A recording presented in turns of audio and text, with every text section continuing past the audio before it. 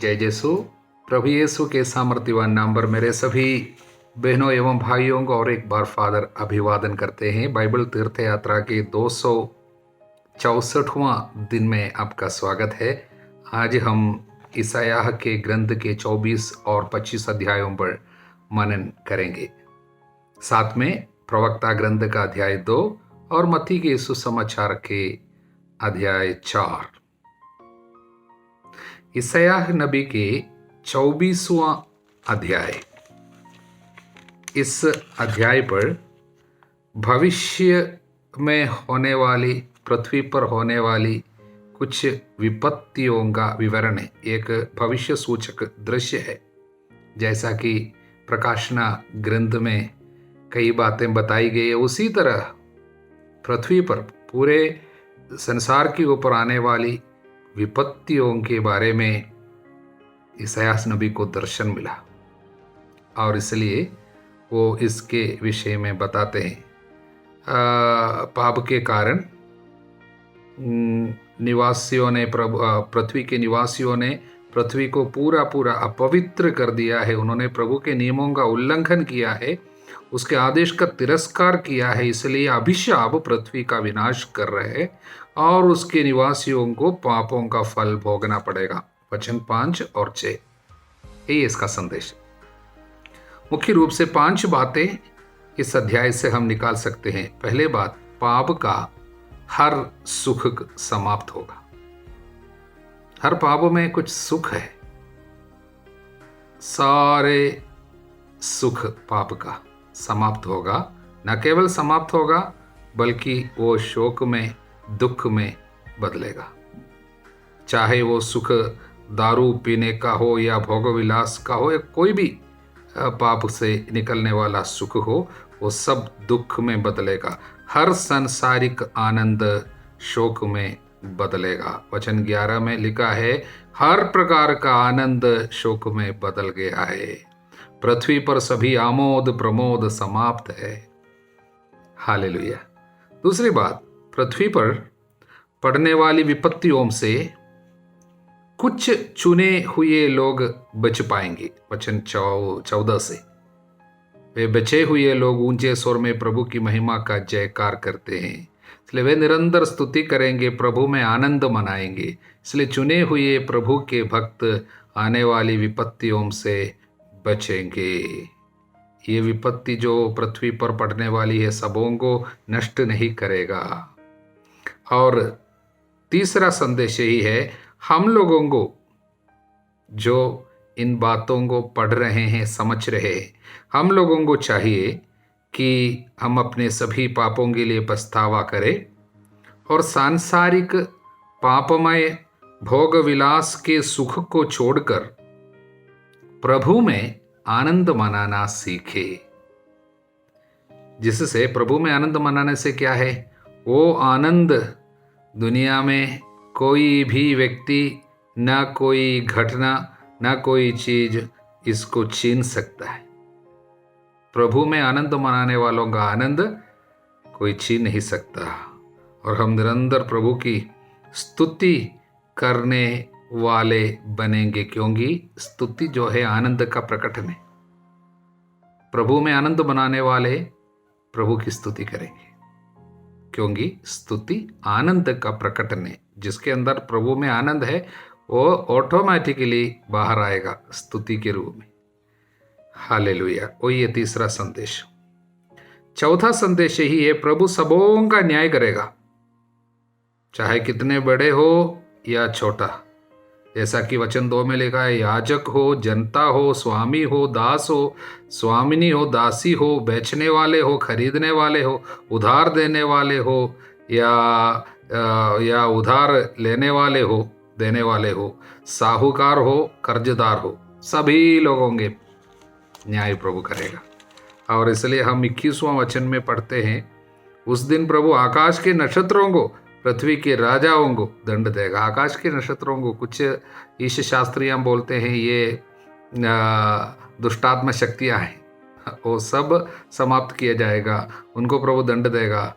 और पृथ्वी के राजाओं को, यानी जो इस दुनिया में महिमा में जीवन बिताते हैं, घमंड में जीवन बिताता, अपने को राजा समझता है, छोटा राजा, कुछ लोग घर का राजा समझता है, कुछ लोग देश का राजा अपने को समझता है। सारे राजाओं को दंड मिलने वाला है। हालेलुया।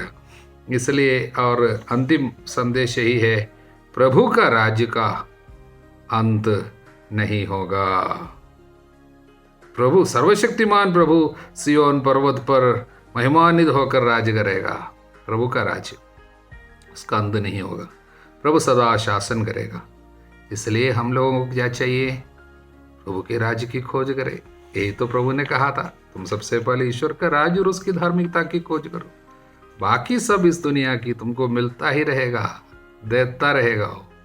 इसलिए हम लोग सबसे पहले ईश्वर के राज्य की खोज करें। ये 5 संदेश 24वां अध्याय से हमको मिलते हैं। हल्लेलुया। 25वां अध्याय नबी यशायाह का धन्यवाद का एक भजन है।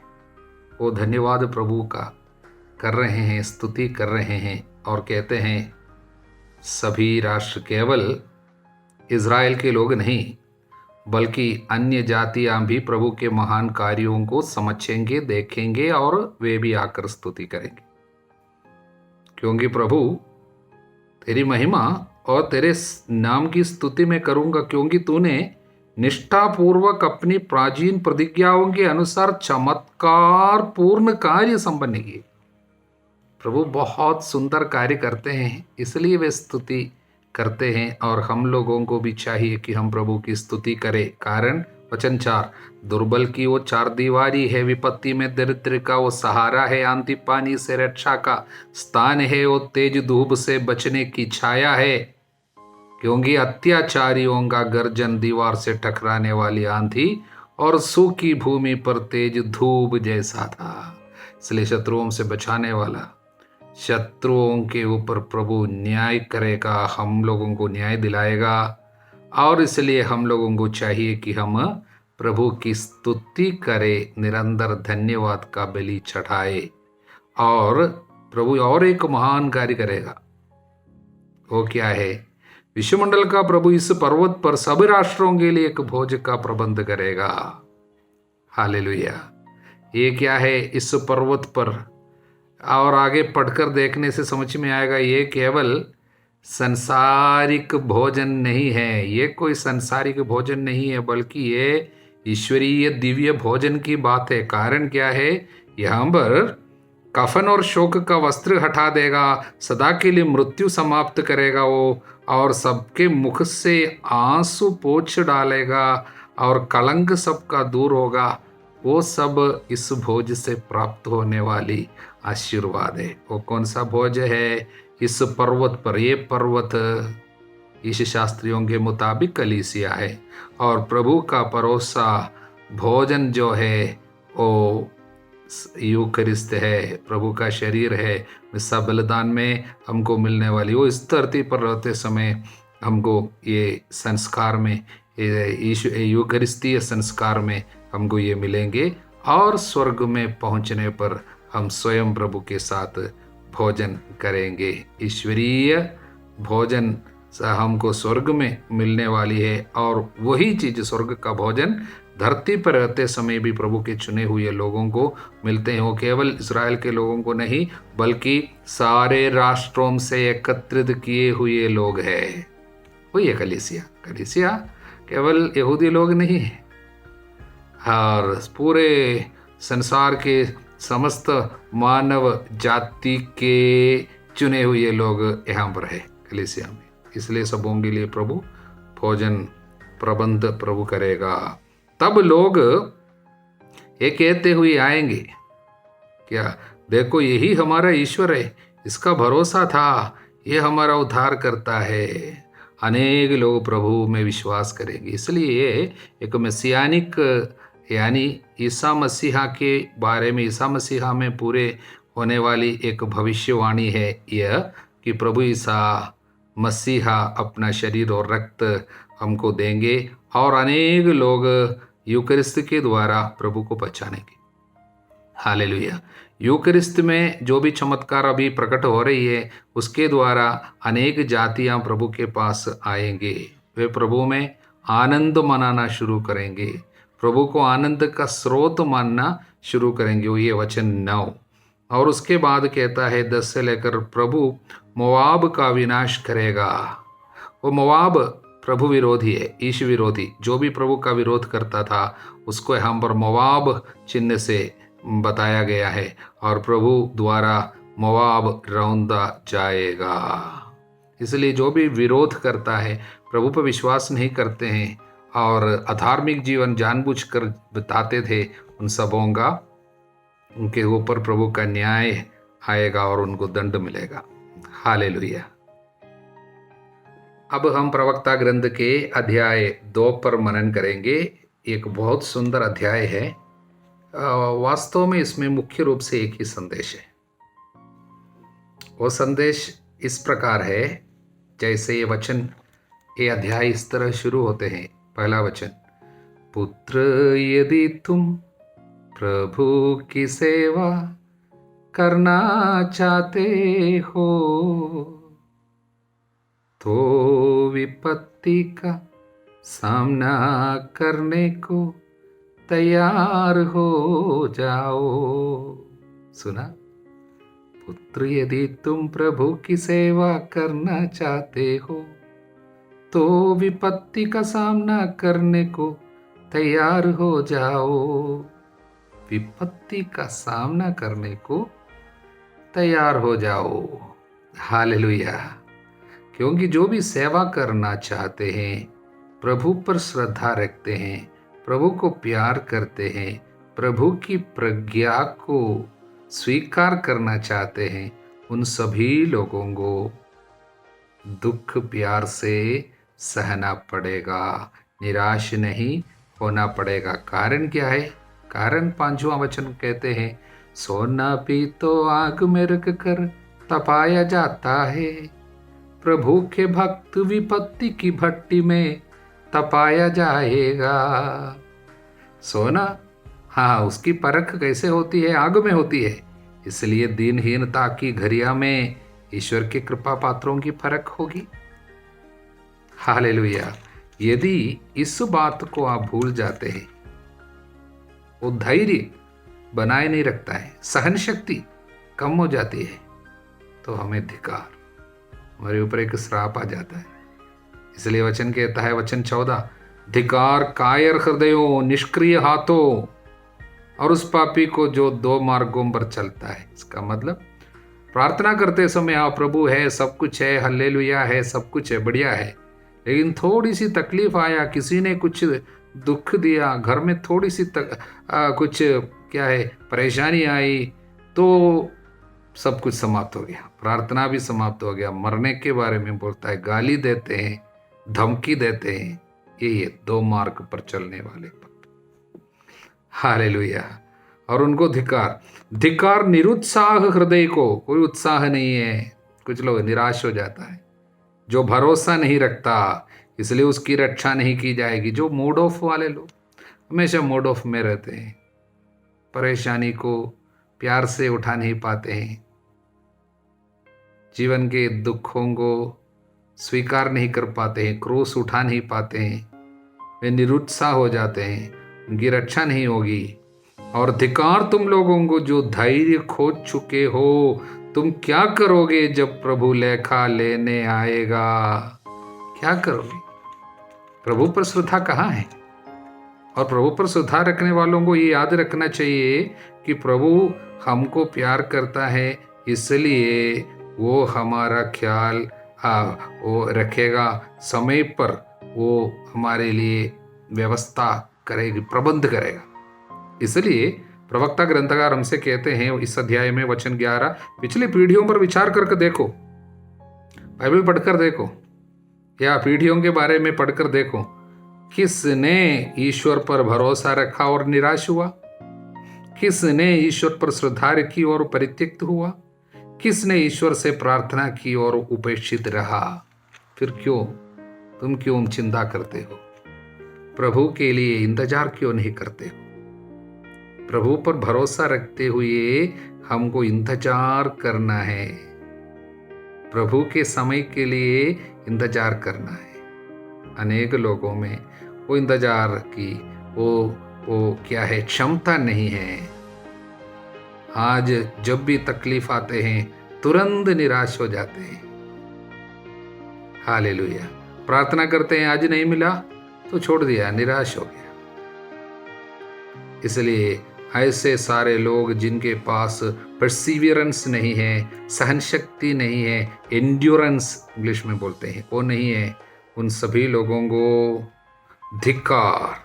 तुम क्या करोगे जब प्रभु लेखा लेने आएगा। हालेलुया। अब हम मत्ती के सुसमाचार के वो सुंदर अध्याय पर पहुंच रहे हैं, चौथा अध्याय, जहां पर हम प्रभु की परीक्षा के बारे में पढ़ते हैं।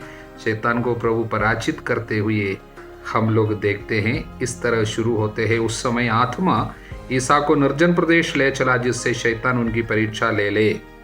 कौन ले गया? पवित्र आत्मा ही ले गया। आत्मा यीशु के संग था इस घड़ी, और इसलिए प्रभु ने सबसे पहले जाकर क्या किया? परीक्षा होगी उसको मालूम है, क्योंकि हमने अभी अभी देखा, पुत्र यदि तुम प्रभु की सेवा करना चाहते हो तो विपत्ति की सामना करने को, वो विपत्ति प्रलोभन है, परीक्षा है। हालेलुया। इसलिए पिता ने अपने पुत्र को भी परीक्षा से नहीं बचाया, यानी उनकी परीक्षा ली गई। सबों की परीक्षा ली जाए, हम लोगों को भी होंगे टेम्पटेशन। लेकिन ईसा इसलिए जाकर सबसे पहले क्या किया? 40 दिन और 40 रात तो उपवास करते रहे। हालेलुया। अब समझ में हमको आ रहे हैं उपवास की क्या जरूरत है। शत्रु से लड़ने हेतु उपवास की जरूरत है। उपवास एवं प्रार्थना के सिवा ये जाति निकाली नहीं जा सकती है। इसलिए प्रभु ने उपवास किया। हालेलुया।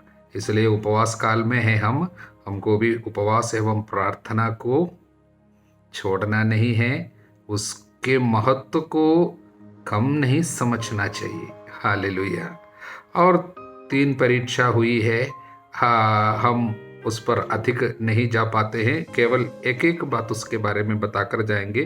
पहली परीक्षा, परीक्षक ने पास आकर कहा, यदि आप ईश्वर के पुत्र हैं तो कह दीजिए पत्थर रोटियां बन जाए, क्योंकि आपको भूख लग रहा है, आपकी भूख को मिटा दो। पहली परीक्षा यही है, शरीर के भूख को, प्यास को, हवस को सब मिटाने की एक परीक्षा आएगी। यानी शरीर में पाप करने की प्रेरणा। कई प्रकार के पाप है शरीर से जुड़ी हुई। एक ये पेटूपन, माने खाने पीने से जुड़ी हुई, उसको खाओ, इसको पियो, नशा इत्यादि चीज, और वासना और आलसीपन, ये सब शरीर में है, शरीर से जुड़ी हुई बात है। वहां पर हमको प्रेरणा बहुत जोर से शैतान दे सकते हैं, जिससे हमें प्रभु के रास्ते से भटकाए, हमको सौंपे हुए कार्य को हम ना कर सके। पिता जहां पर हमको ले जाना चाहता है, जिस कार्य पे हमको लगाना चाहते हैं, उस कार्य से हमको हटाए शैतान। इसलिए परीक्षा देगी उस एरिया में। इसलिए वो उपवास के सिवा शरीर में होने वाली इस तरह के परीक्षा का हम सामना ही नहीं कर पाएंगे। हालेलुया। अगली परीक्षा, पवित्र नगर ले गए और मंदिर के शिखर पर खड़ा कर दिया, ऊंचाई पे। तो अनेक लोग मंदिर पे बराबर आया करते, यरूशलेम मंदिर पे, और उसके शिखर पर खड़ा कर दिया और बोले, यहाँ से कूद जाइए, क्योंकि पिता तुम्हारी रक्षा तो करेगा, क्योंकि ऐसा लिखा है। और स्तोत्र 91 के शब्द को, वचन को, पवित्र वचन को शत्रु शैतान यहाँ पर इस्तेमाल कर रहे हैं, वो खोट कर रहे हैं। वो बोले, ऐसा लिखा है तुम्हारे विषय में, अपने दूतों को आदेश देगा, वे तुम्हें अपने हाथों पर उठा लेंगे कि कहीं तुम्हारे पैरों को पत्थर से चोट ना लेंगे। शैतान भी वचन जानता है।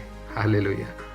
और वो इस तरह एक परीक्षा दे रहे हैं। लोग सब देखेंगे, आप ऊपर से कूदेंगे तो लोग सब तुमको ईश्वर मानेगा, ईश्वर का पुत्र मानेगा, क्योंकि तुम ऊपर से कूदा और कुछ नहीं हुआ। इसलिए आसानी से लोगों का आदर, सम्मान, प्यार, प्रोत्साहन, वो सब आपको मिलेगा। वे सब आराधना करेंगे।